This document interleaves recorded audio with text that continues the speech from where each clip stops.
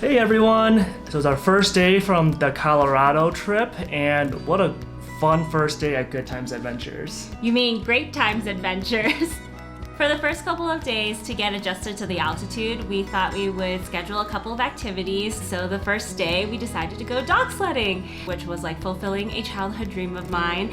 I always loved the movie Balto, so I wanted to go dog sledding and be a musher. Our guide Haley was super nice. She let us meet and pet all the dogs. So there were the leader dogs, point dogs, team dogs, and her dogs. But they were super cute and super great.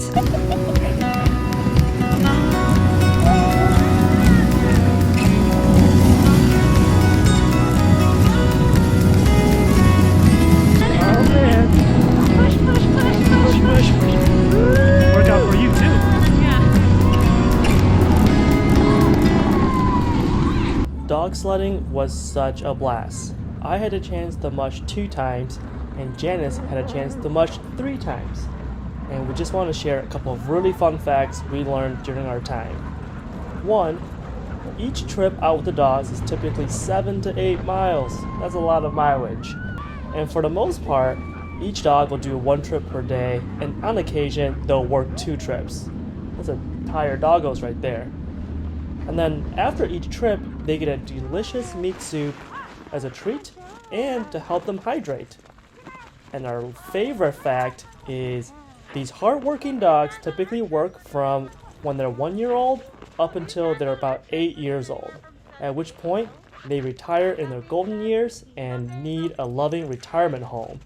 Good Times Adventure has set up an entire adoption program to find these great dogs a loving home for them to live out their golden years.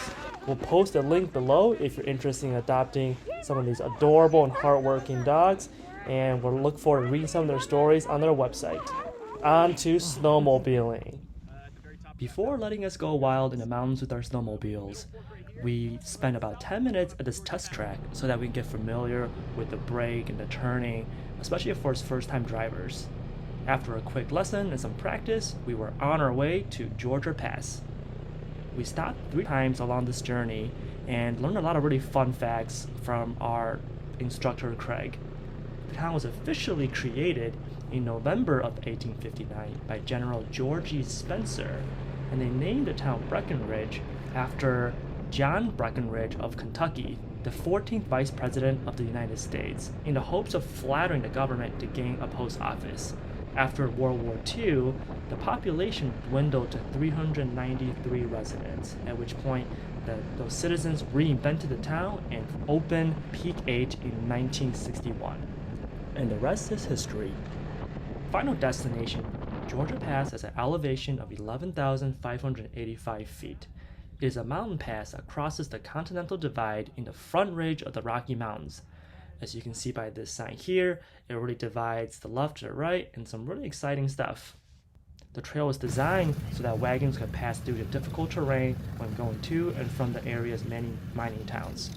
Which blew my mind because we're driving around a snowmobile and think back to the days of horses and wagons, and made me reminisce about the game of Oregon Trail and the many hours spent playing. Such a fun day, going from dog sledding to snowmobiling and being the first day in Colorado, it just really set the tone for the rest of the trip, and it was a nice change of scenery from sitting at home in front of our computers for like 8, 9, 10 hours every single day. So for anyone that's interested, I'll post a link below to their website so you can look up the information for yourself.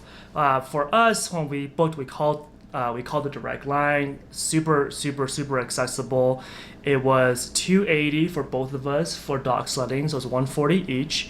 And then the snowmobile, they have different options because they provide different tours. So we did kind of the beginner's option. So it's $200 for the initial driver, and then $50 to add on a passenger. But you're able to switch off in the middle of the ride. Craig took us along the trip and had a couple of stops that you have time to get a drink of water, recalibrate, and we took those opportunities to switch. So Janice got to drive as well. And she already gunned it. She got up to like 45 kilometers per hour. Yeah, it was squirrely. Break.